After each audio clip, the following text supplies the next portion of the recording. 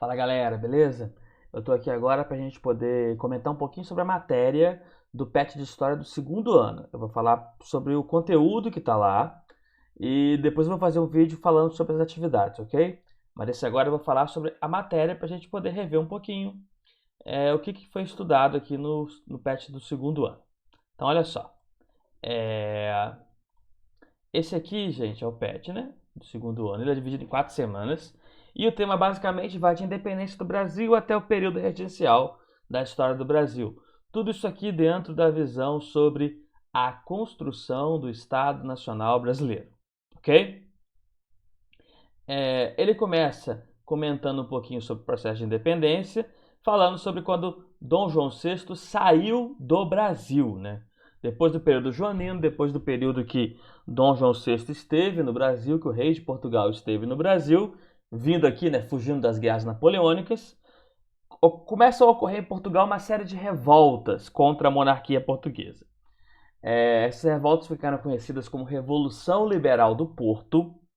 Isso ocorreu tanto por uma questão de liberalismo, uma questão das ideias do iluminismo, das ideias de liberdade individual, de liberdade econômica, de limites ao poder do governo, que vão levar os portugueses a convocar as cortes, a convocar uma assembleia para escrever a Constituição para Portugal, mas também tem relação com o sentimento de abandono que os portugueses ficam pelo fato do rei estar no Brasil, né? No momento que eles mais teriam precisado do rei, né? Durante as guerras contra Napoleão, o rei teria abandonado o reino.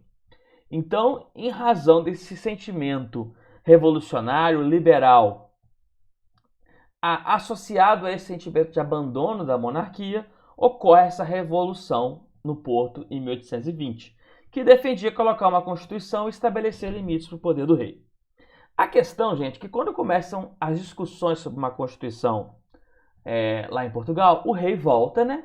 Deixa aqui no Brasil o filho dele, o Pedro, como príncipe regente.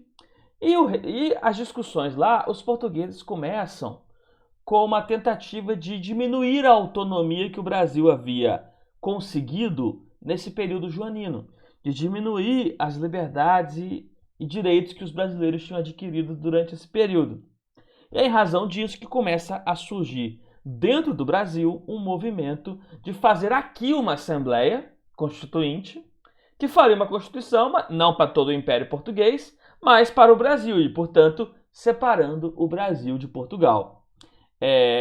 A elite brasileira vai liderar esse processo, muito interessada em manter o seu controle sobre a economia, propriedades de terra, comerciantes, e vão se reunir em torno da figura desse príncipe que ficou aqui, do Pedro, vendo nele uma figura que seria capaz de manter a ordem no Brasil, manter a estrutura no Brasil, manter a escravidão, manter o latifúndio, manter toda a maneira que o Brasil se organizava, manter a unidade territorial, né, muito importante, mas sem abrir mão do liberalismo, colocando no Brasil esses princípios que começavam a se discutir nos países europeus desde a Revolução Francesa, de liberdade individual, liberdade de expressão, participação política das pessoas, representação política dos cidadãos. Então essa elite se reúne em torno de Dom Pedro com a ideia do seguinte: a gente tem que fazer independência, mas também não pode virar um processo revolucionário tão radical, né, que possa ameaçar a ordem no Brasil. O que seria ameaçar a ordem? Participação popular exagerada, abolição da escravidão, algo que comprometesse a unidade territorial. E aí é bom a gente pensar o que está acontecendo nos nossos vizinhos, né? Já havia se desenhando um movimento de independência na América Hispânica e esse movimento levou à fragmentação de todo o Império Espanhol em pequenas colônias. E a elite brasileira tinha o interesse de manter esse país unido. Então a figura de Pedro parecia ser uma figura capaz de fazer isso, né? Um príncipe, um nobre que lideraria todo o Brasil durante a sua independência. Apoiado pelas elites do Brasil, Dom Pedro I começa a se distanciar de Portugal e a declarar a independência do Brasil, né? No episódio conhecido como Grito do Ipiranga, do 7 de setembro. Há uma discussão sobre o quanto deste episódio é real ou não, a heroicidade que é trabalhada nisso, mas o que importa pra gente é que Pedro convoca no Brasil uma Assembleia Constituinte, começa a discutir-se no Brasil uma nova Constituição, E esta nova Constituição, ela vai reger como vai funcionar o Brasil independente de Portugal. Ok? Importante, gente, destacar que o processo de independência do Brasil, portanto, é um processo bastante conservador. O que eu quero dizer com isso? Você não tem grandes mudanças no Brasil após a independência.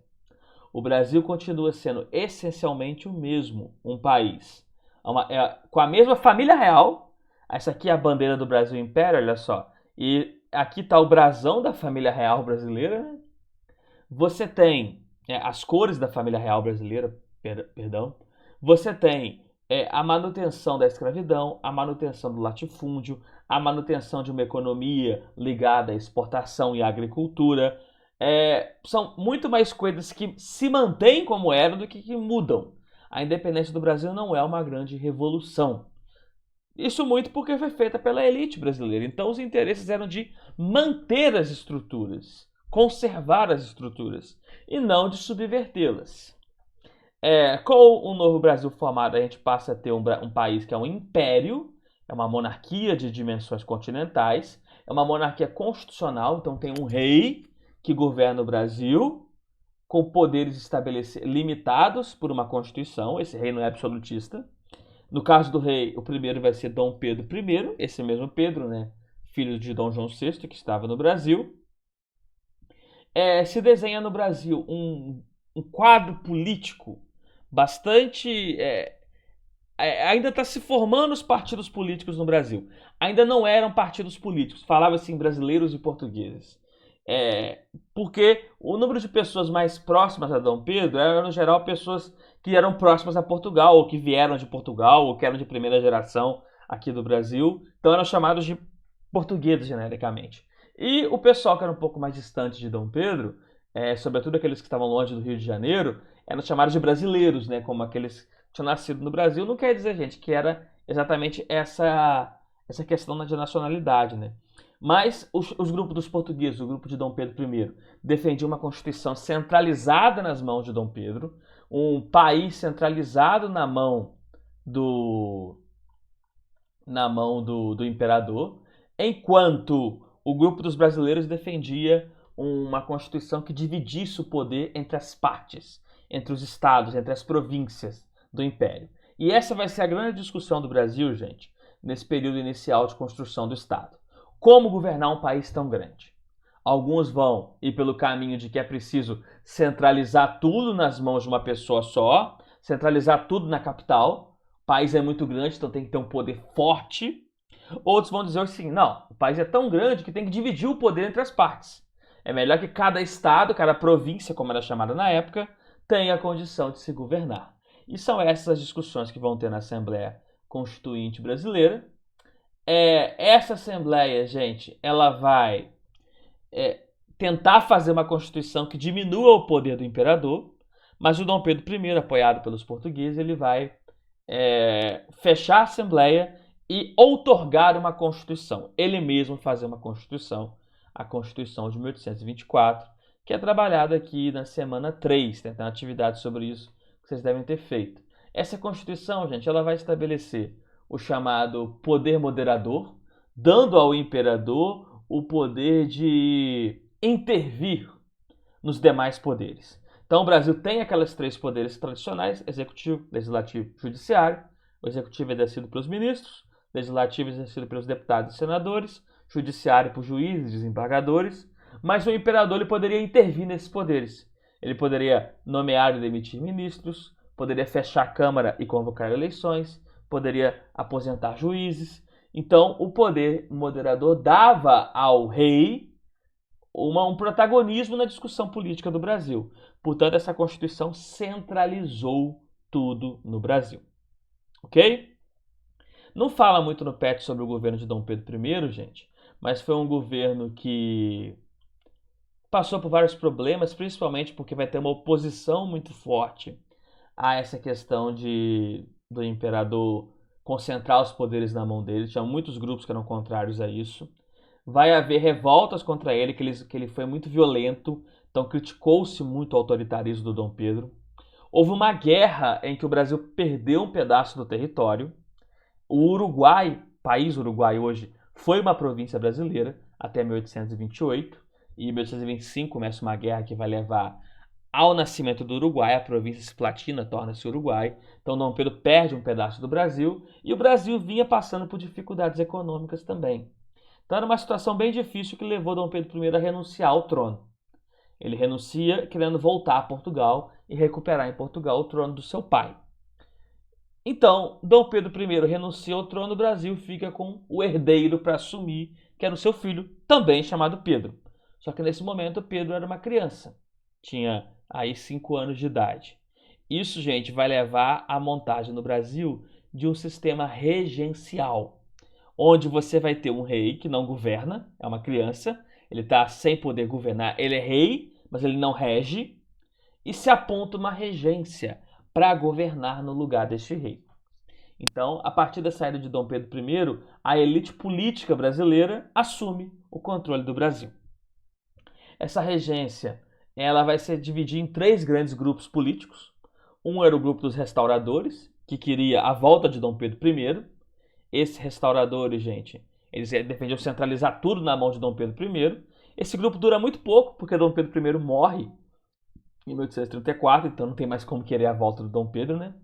Havia os liberais moderados, que defendiam um governo centralizado, mas sem o Dom Pedro I. Ele renunciou, beleza, vamos tocar aqui o Brasil agora.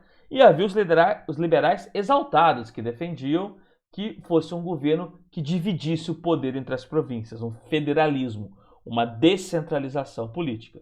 Esses liberais exaltados, gente, alguns chegavam até a ser republicanos, até defender que só teria como haver liberdade para as províncias se não houvesse imperador, né? Vai haver a formação da regência, né? E o padre Diogo Feijó, que foi o ministro da Justiça dessa primeira regência, ele vai conduzir uma série de reformas no sentido de dar mais poder às províncias no Brasil. Isso foi feito com o Ato Adicional de 1834, que criou as assembleias estaduais, as assembleias provinciais. O que hoje é deputado estadual, na época era deputado provincial. Então os estados, as províncias da época, poderiam ter as próprias leis, poderiam coletar os próprios impostos, poderiam gastar os próprios impostos. Ele descentraliza a administração pública, ele coloca mais poder nas províncias. Também houve uma reforma do sistema judiciário, que criou os órgãos do juiz de paz, então dando o poder judiciário para as vilas, para as cidades. É uma tentativa de reformar a Constituição para descentralizar a administração. Isso acaba não dando muito certo pelo contexto, porque com a ausência de um imperador, de uma figura central, os projetos políticos das regiões, os projetos políticos regionais, os projetos políticos de cada província começam a aparecer mais. Então você começa a ter muito mais um projeto do Rio Grande do Sul, ou um projeto da elite gaúcha, ou um projeto da classe média baiana, ou um projeto popular do Maranhão. Você começa a ter projetos políticos que se impõem sobre o Brasil e ocorrem várias revoltas, conhecidas como revoltas regenciais, que foram muitas, gente, foram das mais diversas. Teve revolta de escravo, teve revolta de pobre, teve revolta de classe média, teve revolta de elite. E essas revoltas, em geral, questionavam a organização política do Brasil. E muitas chegavam a defender a independência do seu território do Brasil. A Farroupilha, por exemplo, separou o Rio Grande do Sul do Brasil, gente, por 10 anos. É em torno disso que surge um movimento defendendo que deveria se voltar atrás nessa liberdade para as províncias. Esse grupo era chamado de regressistas, defendia um regresso conservador. Vamos acabar com esse ato adicional que foi feito em 1934 e vamos voltar a centralizar o governo. E havia, por outro lado, os progressistas, que falavam que a gente tem que continuar com as reformas de liberalizar o governo, tem que continuar com as reformas de dar autonomia para as províncias. Os regressistas assumem em 1837, com Araújo Lima, começam reformas, gente, para desfazer o que tinha sido feito, né? Centralizar a administração, vão começar a estabelecer que a Guarda Nacional, que o Exército combata estas revoltas e tentam pacificar o Brasil. E o grupo que começa a regência com força, que eram os liberais, né, que defendiam a descentralização, eles ficam afastados do poder. Esse grupo vai patrocinar um movimento de golpe de Estado para que Dom Pedro II assuma o governo mesmo menor de idade. Ali ele estava por volta de 14, 15 anos de idade. Gente, isso tá no PET, tá escrito errado. Tem que tomar um cuidado ali, deve ter tido um erro de digitação. Diz lá que os regressistas apoiaram o golpe de maioridade para restaurar a ordem. Que os regressistas tinham como solução isso. Quem fez isso foram os progressistas, se organizando agora no Partido Liberal. Que eles vão imaginar que Pedro era uma criança, não tinha ainda condição de governar. Então, se ele subisse ao poder, quem governaria seriam eles manipulando o Dom Pedro por trás, né? O Pedro II por trás. É antecipada a maioridade de Pedro, começa o segundo reinado, né? Que vai ser o governo de Dom Pedro II, um dos maiores reinados da história, gente. Quase 50 anos de governo. E os liberais que o apoiaram vão formar esse primeiro momento do governo. Depois a gente vai ver no PET 3 como que isso se desenhou. Ok? Beleza, gente? O PET fala um pouquinho do segundo reinado no final, mas eu vou deixar isso para o PET 3, porque lá vai destacar mais. É só um parágrafo, né, que fala aqui do segundo reinado. Beleza? Eu vou fazer um outro videozinho, gente, onde eu vou comentar as atividades. Mas nesse momento aqui, só falando da matéria, veja o próximo vídeo que eu vou corrigir as atividades. Ok? Qualquer coisa pode me perguntar no WhatsApp, tá? Valeu, galera. Tchau, tchau.